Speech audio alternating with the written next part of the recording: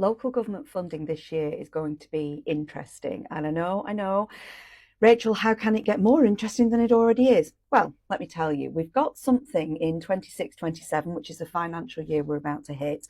It's quite interesting. It's called the Fair Funding Review. So what the government have done, and I don't necessarily disagree with it, is that they've looked at the funding formula that local government sort of exists on, and they've recognised that there are historic injustices going on here. So we've got some very wealthy authorities that have got very high tax bases, so quite affluent residents, who have been able to keep their council tax very low, and they've even, in some extraordinary cases, been able to do things like provide free domestic social care.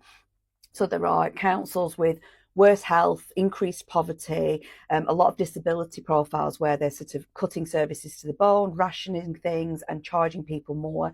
But then we've got more affluent areas where their residents are healthier, wealthier, happier in general, and they've been able to maintain some free services. So the government have decided to do something about this, and the direction of redistribution isn't wrong.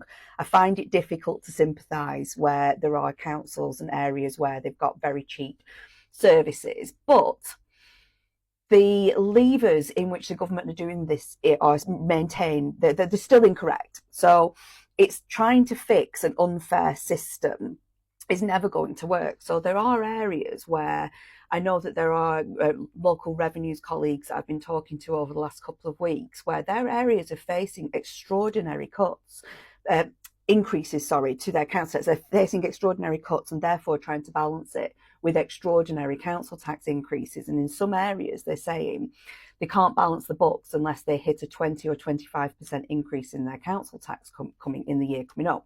It's not likely to happen. They are likely to find some money down the back of the sofa in order to do it. But doing so and increasing council tax means that vulnerable residents in their local area, because council tax is as regressive as it is, they're the ones who will be paying for this, literally paying for this.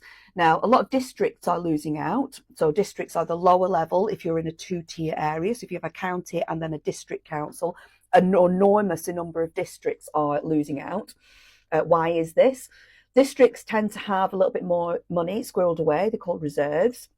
But also districts are being disbanded. So from 2028, there will no longer be that lower tier. So I'm wondering if the government's rationale there has been to hit those district reserves before they turn into bigger unitary authorities. Potentially, who knows? But the real injustice here, and this is why council tax sucks, even when you try and fix it, so nothing short of scrapping this system is what's going to work. Because the unfairness isn't that those wealthy areas are going to be losing out.